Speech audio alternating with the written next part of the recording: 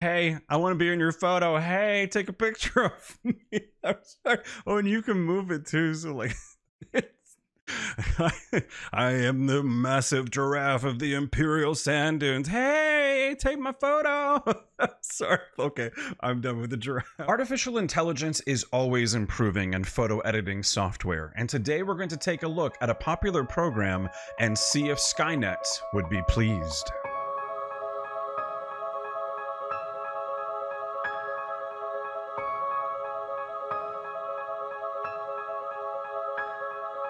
Hey folks, welcome back to the channel. I'm David Bird with Reality Reimagined, and in today's video, we're going to take a second look at a popular piece of photo editing software called Luminar 4 by Skylum Software. I first reviewed the software on this channel in November of 2019. At the time, it was on sale because of the holiday sales in the United States. A lot of folks were drawn to the program because it's heavily marketed to use artificial intelligence to replace skies in photographs, and it's marketed to do it accurately and efficiently. I do a lot of fantasy composite work, cosplay composite work, photo manipulation. I change a lot of skies, and I can do it efficiently in Adobe Photoshop, so I was curious to see if Luminar 4 lived up to the marketing, because if it did, it would increase my workflow. What I found in that first review was that ultimately some of the challenges that you encounter when you change out a sky in an image just require human touch to ultimately fix those challenges, and that the artificial intelligence just didn't give me enough control. However, during that first review, I didn't utilize all of the tools that were available, and the software has went through an update to version 4.2 where they've advertised some new AI technology that specifically relates to sky enhancement and replacement. So we're actually going to do two reviews on this channel. Today's review, we're going to take an image in Adobe Photoshop and change out the sky, just to demonstrate how it's done and some of the ways that you can overcome some of those challenges that I just mentioned.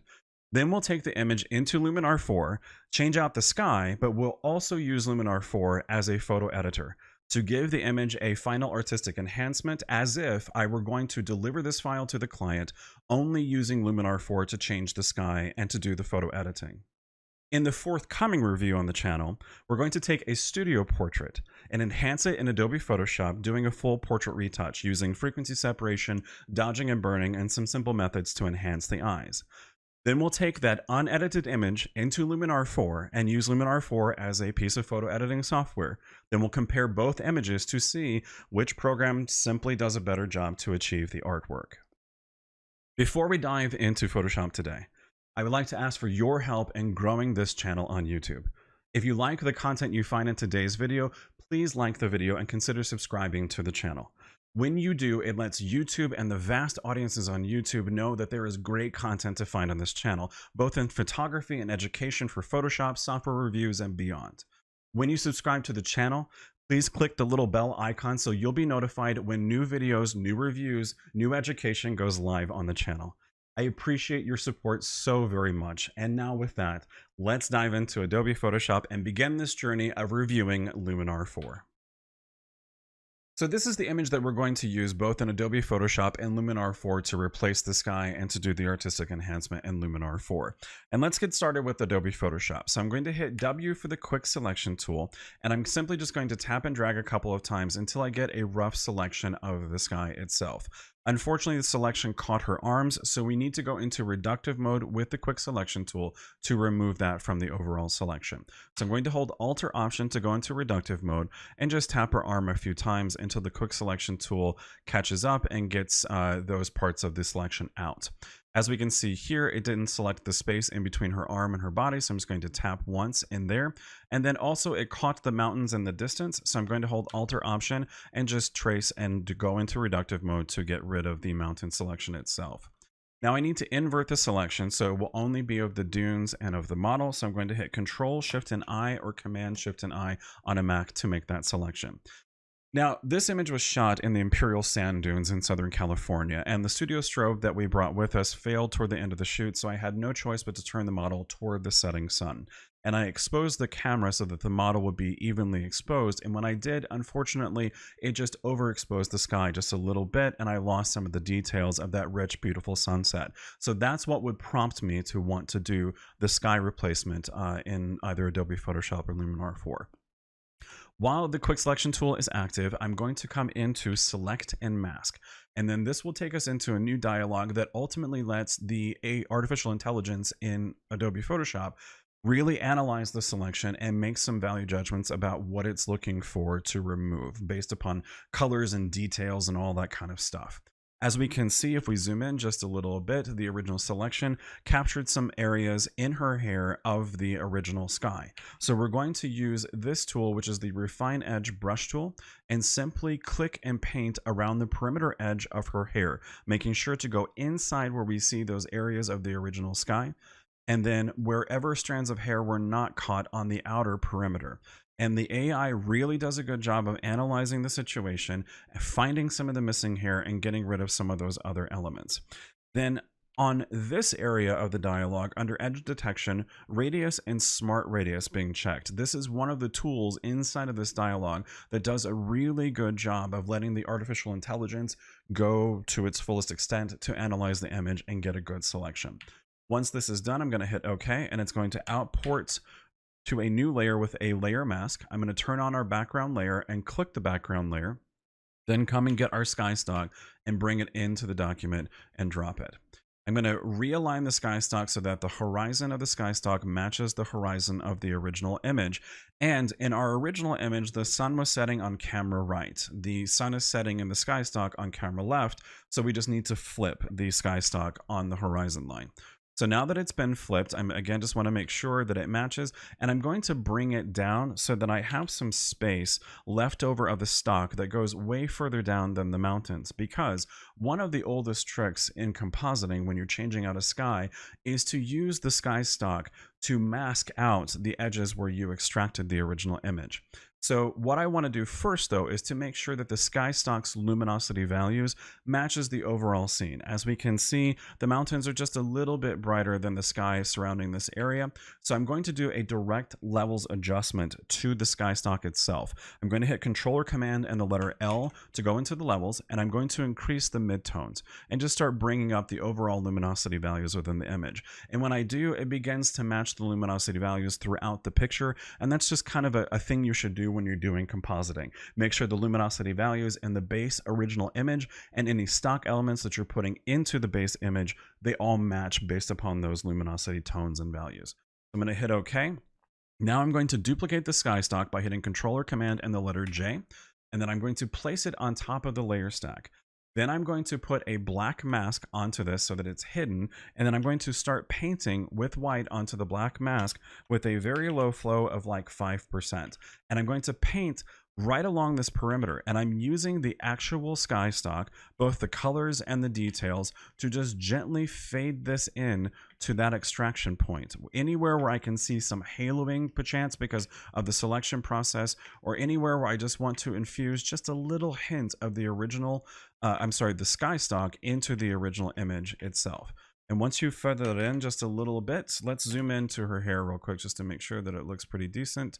There are some strands that look a little rough from the extraction process, so that would be something that I would want to fix in Adobe Photoshop that could cost me some time. Here in her hand, we can see that ultimately the quick selection tool did not do a good selection there because it just didn't see it. So I'm going to hit B for brush, and I'm going to be painting with pure white onto the mask with a flow of 100% with black to take away this selection here so that we can see through her fingers and see the original sky. There we go. And overall, this is a decent extraction. There's a few little elements that I would want to shore up, and I can do that in Adobe Photoshop using layer masks, the brush engine in Photoshop, and so forth to do it pretty efficiently and quickly. So that's what I would do in Adobe Photoshop. Now let's go ahead and duplicate this background layer that has not been edited or changed with the quick selection tool or whatever else. And let's take this into Luminar 4 and we'll do some work in there replacing the sky and some artistic enhancement. So we're in Luminar 4, and I do want to mention something before we move forward. First and foremost, Luminar 4 is a standalone piece of software, but it is also a plugin that can be utilized in Adobe Photoshop, Lightroom, and some other programs.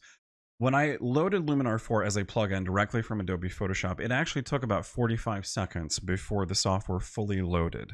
Now, I know that may seem like, well, gee, 45 seconds, that's not long, a lot of time. Don't lose your cool over it. However, when we're looking at the efficiency of the software, that's something to consider, which is also reminding me that when the software launched and I did the first review, one of the problems that a lot of folks were encountering was that the software lagged quite a bit. So I want to take the time to mention my computer specs so that you'll have that for this review in comparison.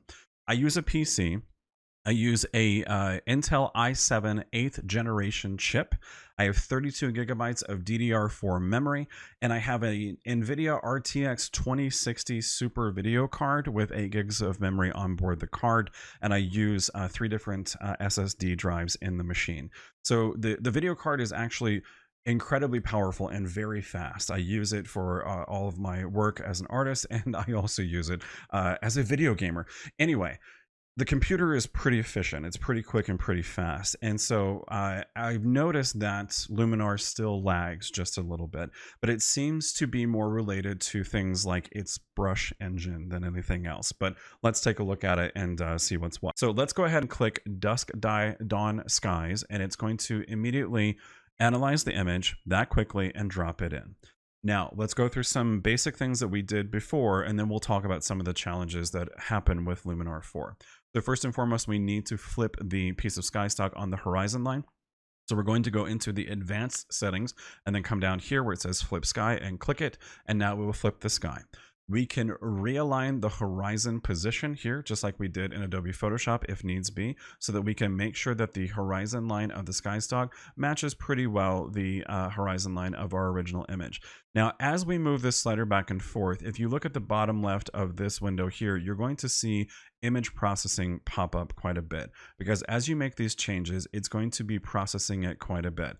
This is where, again, I wanted to mention the specs of my computer. If you look at how kind of jarred and jagged that the piece of sky stock is moving around, it's not as smooth and responsive. So the rendering using the GPU, the video graphics processor and so forth isn't as smooth as Adobe Photoshop. And is that a deal breaker? No, it's not. But for me, when you get speed and efficiency in your work, being bottlenecked by little things like that, 45 seconds to open the program, it's very jarring as you're trying to move it around to see the various controls we have here, what they do, and how it's going to affect your work. If you have to wait for the software to just keep rendering and rendering, that's time that you're losing in efficiency. And ultimately, to me, it can become frustrating, especially when you're trying to meet a deadline with a client and you're trying to move quickly. So we've changed the position of the sky and made sure that it's flipped and everything looks good.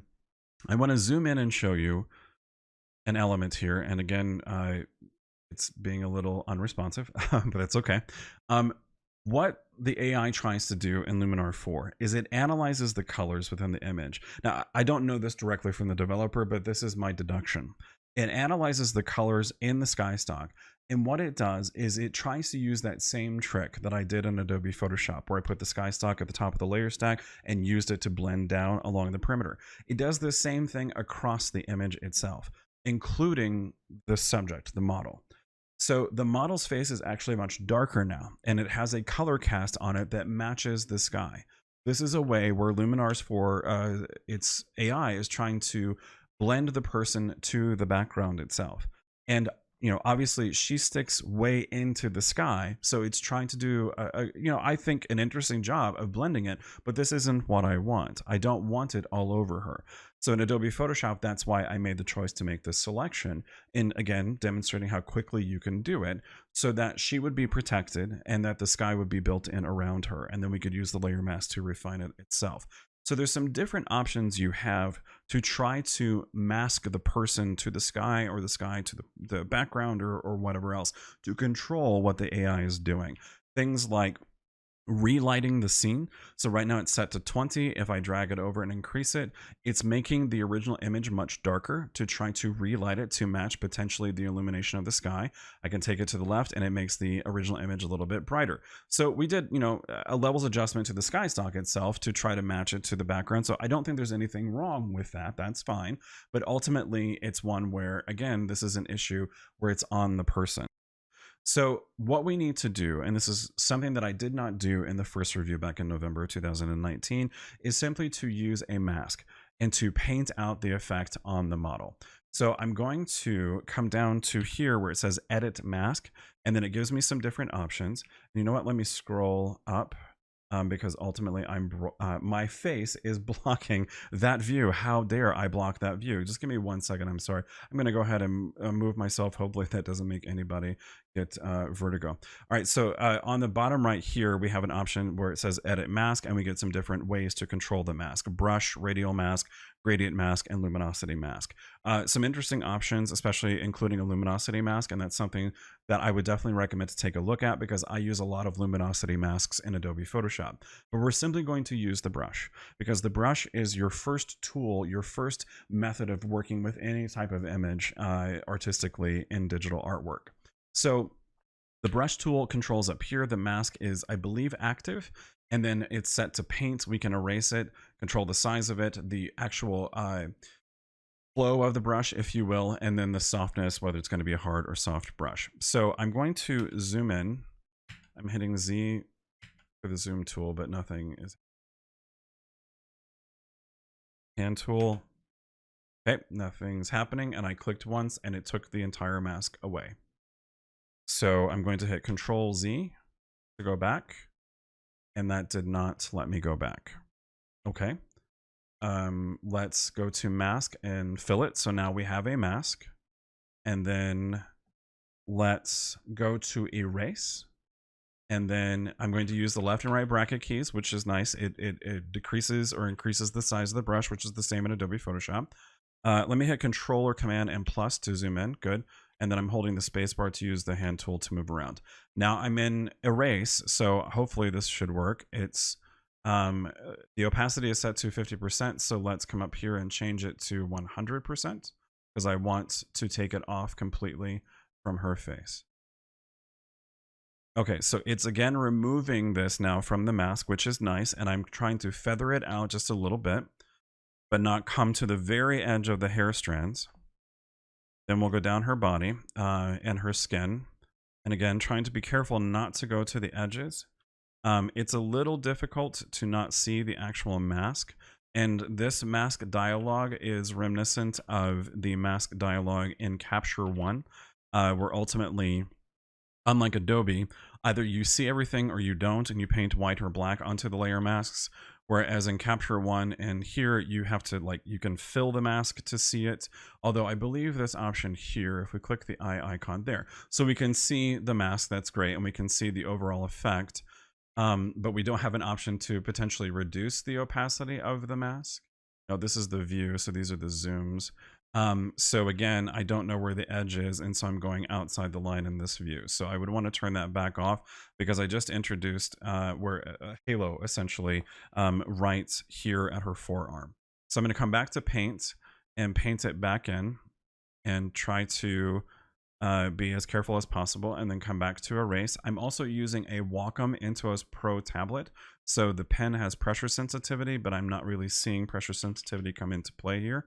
It really does, the brush engine seems to be solely controlled by the opacity option at the top of the window.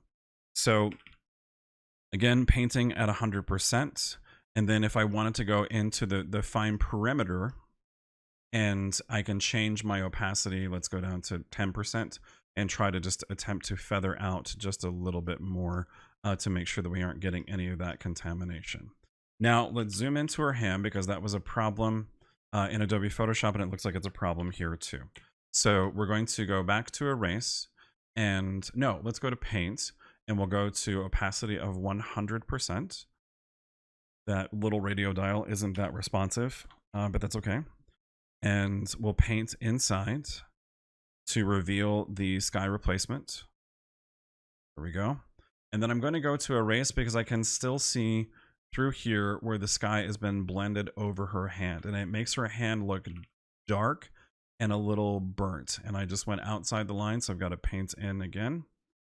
There we go, just to kind of feather it in, because if the client were to zoom in and pixel count, as it's called, they would be able to see those little fine areas and so forth. So That's how quickly you can change the sky. I ultimately think that looks pretty interesting and it's good.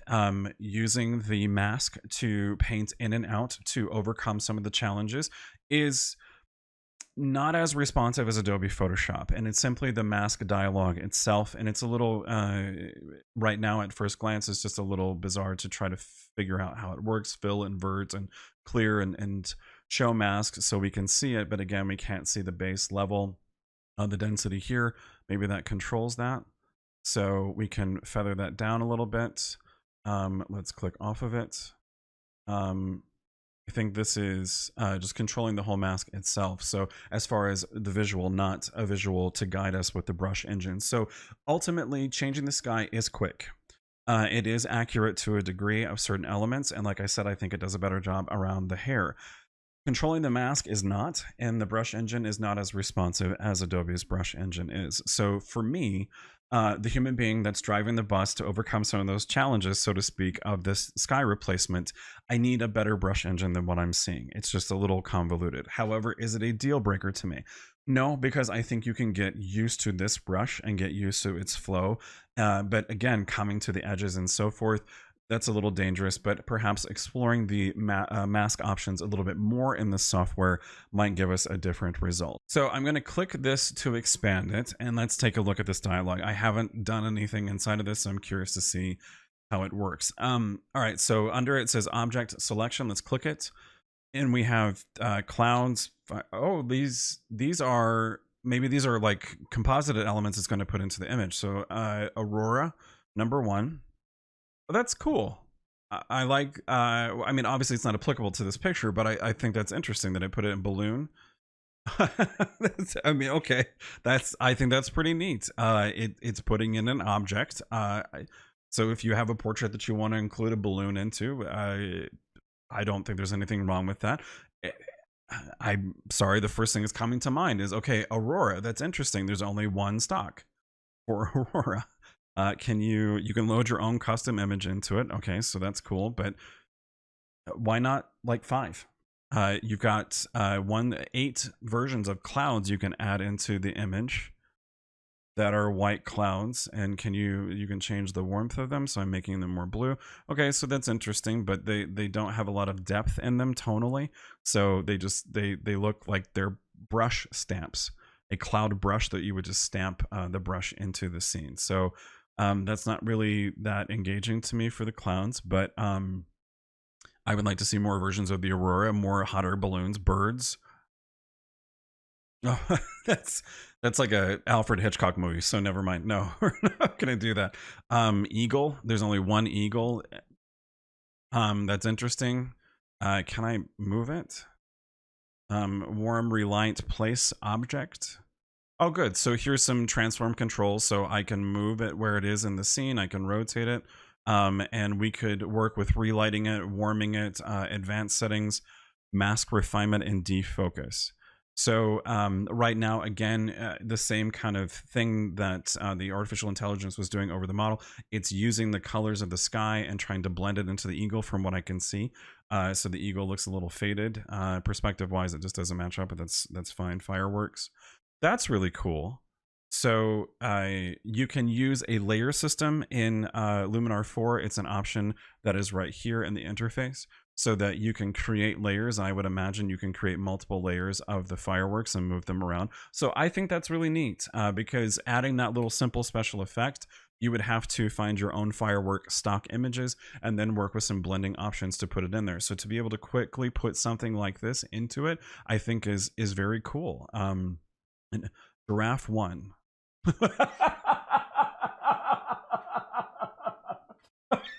I'm sorry. I mean, it's like the hotter balloon. It's circumstantial to the image, but it's this massive giraffe that's just like, hey, hey, I want to be in your photo. Hey, take a picture of me. I'm sorry. Oh, and you can move it too. So like, I am the massive giraffe of the imperial sand dunes. Hey, take my photo. Sorry. Okay, I'm done with the giraffe. There's only one giraffe, which really is incredibly sad to me because I'm having so much fun with the giraffe. I apologize. Okay, so lightning. That looks really cool. Can you warm it up to make it a little bit more? Yeah, you can. Okay, so obviously it's not applicable to this scene with the sky stop, but if you had some like stormy skies or whatever, that would be interesting. But it's disconcerting and disappointing to me that there's only two options for lightning. The moon.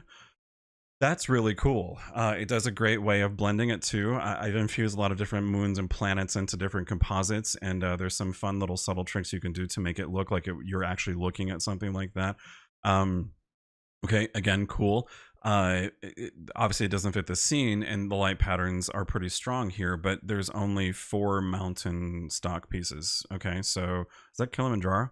Anyway, so that's interesting and it drops it in, but this is an element that I think is great, but it's only got a smattering of stock that's inside of the program. Yes, you have the option to load your own custom image, and then the software can work with that. But planets, that's cool. That's really cool. That's really pretty. I like that. So I find this interesting. And again, using the artificial intelligence inside of Luminar 4 to be able to make these kinds of changes and to blend it in, especially using the colors of the sky stock and so forth, that's problematic for working on a person or, an object that you do want the original integrity of the lighting and the colors and so forth to come into play. But it's just a mechanism of the artificial intelligence blending elements together. And I like what it's doing right now with these planets. So let's go ahead and keep one of these, and we're not going to use the giraffe.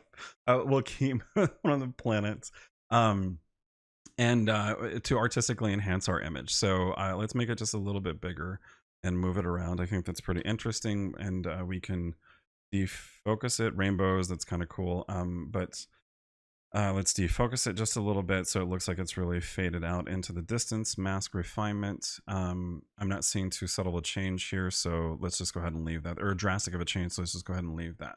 So AI Augmented Sky has some interesting options in there. And again, since you can load your own pieces of stock into it, that's fine. But I would still like to see Luminar 4 put some more elements into it. And please, more giraffes, because that was just funny. I don't mean it to be sarcastic and rude. It was honestly funny to me. So let's go on into the artistic enhancements and finish this up. So matte look, this is something that I like to do in my own artistic work inside of Adobe Photoshop. I've created different artistic actions that are my style. And one of most of all of them utilize one of the elements that it utilizes is matte look. So let's go ahead and add this in. And the matte look is essentially a way to desaturate the black point within the image so that ultimately you can just leave that as a style. And build up colors into that. But as I increase the amount in matte look, it's making the image much brighter. So let's maybe take the contrast. There we go. So the contrast being pulled down is desaturating the black point within the image. And it's a great way to get a stylized look immediately, especially when you're doing compositing.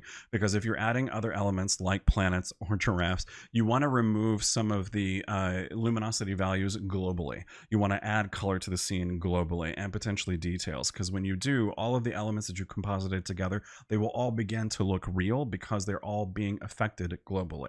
So in this case, I think the matte look at this point looks fine. Mystical probably is like a glow to a certain degree. Yes, it is. So we'll give it just a little bit of a hint of a glow, which is kind of neat, especially going with the fantasy elements of this. So color styles or LUTs, color lookup tables. These are elements, if you don't know what they are, they're traditionally used in color grading for movies, for film, for cinema and video, but then they can also be used in digital photography and photo editing to give a very quick color enhancement and color change to your image. These are akin to recipes, like you could see at the bottom of the screen here with the Luminar looks, or potentially things like presets in Adobe Lightroom. They are essentially just a color recipe. Using varying different tools, you can make your own color lookup tables. The most popular color lookup table is to use teal and orange together. It's used a lot in movies where you will see the background have a lot of teal and then the human subjects within the film have a lot of orange in their skin tones because orange and blue are opposite of each other in the color wheel, so you have color harmony. So let's look at the LUTs because this will be a great way just to provide a quick color enhancement to the image and ultimately give it an edit. So Anaheim, Bakersfield. Just scrolling through, I can see these visual changes. They're rendering really quickly, which is nice. But okay, those, so 1960, 1990. So what's interesting is these color lookup tables. Not that one so much, sepia, but sepia is always sepia. Smoky, tritone. I don't know how to pronounce that. Wooden. These are using the color palette of the image itself. There's a lot of reds, magentas into the color palette, and of course the yellows of the sand. And so I'm not seeing major changes. Cross-processing, but I mean, again, it's just really a lot of yellow in the image. But typical cross-process look, again, is to use complementary colors like blue and orange or yellow. Dallas. These are all really just enhancing the two base colors I see in the image, which is magenta and yellow. So color lookup tables can drastically change the colors in the image, adding different colors to the point that they can be used, and they're commonly used in like beauty work, where you'll see a model standing in front of green shrubbery or trees or anything green that's alive in a landscape, and they'll use color lookup tables to make the greenery look like it's, you know, decaying or red or blue instead of being green, because it's a color shift in the hues, the luminosity values of the colors, and so forth. Let's stay on Venus because, well, that's Jupiter in the background, but that's the closest one. But that's a little disappointing that the lookup tables are really, from what I can see, are just using the existing color palette within the scene and just changing it. So we've added the matte look. We've dealt with a luminosity change within the image. We've added some colors. Let's go and add some detail to it. Details enhancer here.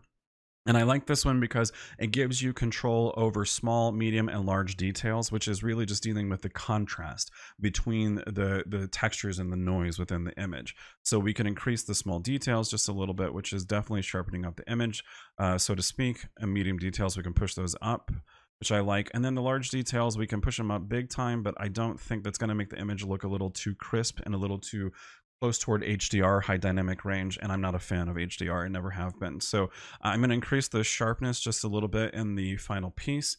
Advanced settings, detail protection, masking, sharpening rate. Okay, so some pretty standard controls within there too of being able to further refine that sharpening. But from a global view right here, I think this looks pretty good. So I'm going to hit apply in the upper left-hand corner here and exporting, and I'm going to let this run just so that we can see how long it takes to export it out back to Adobe Photoshop.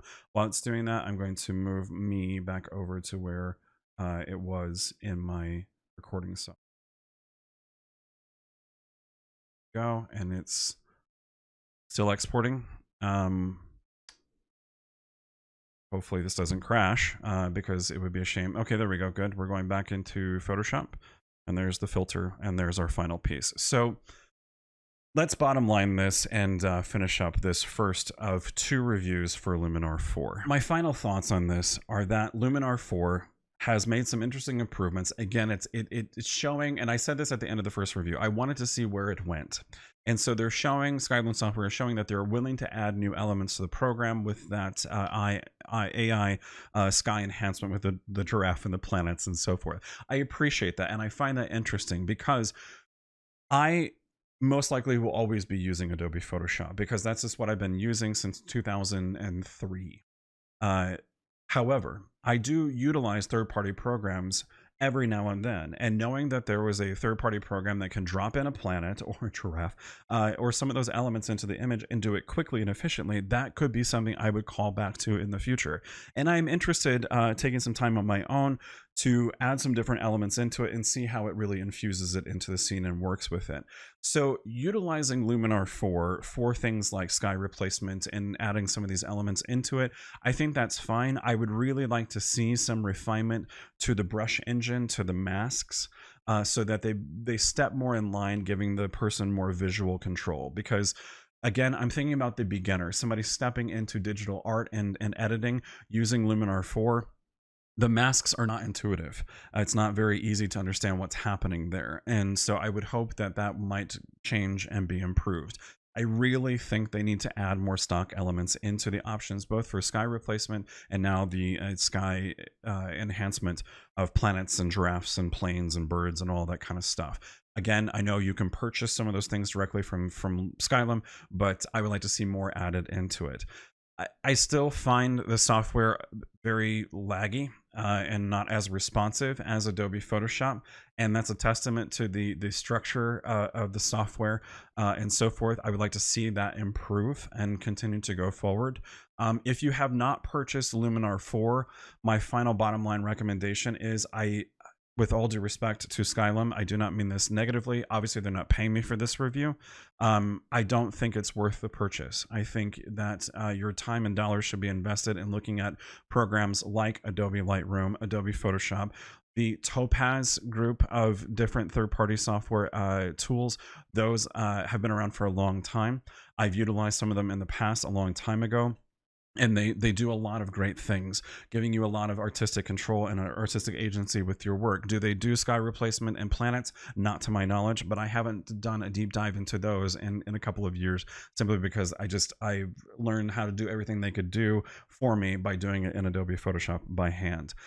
Also, the DxO programs of Color Effects Pro that used to be owned by Nick. Google bought it out, made it free, but stopped supporting it. And then DxO purchased it, and now they support it, and they have it for sale. And that's a great third-party program to, again, give you some artistic enhancements to your images very quickly. And specifically with Color Effects Pro, there are a lot of controls that you can utilize, and the engine is very quick. The exportation of the work is very quick. Loading the software is very quick. And that, to me, is something that is important. The software needs to be fast and efficient.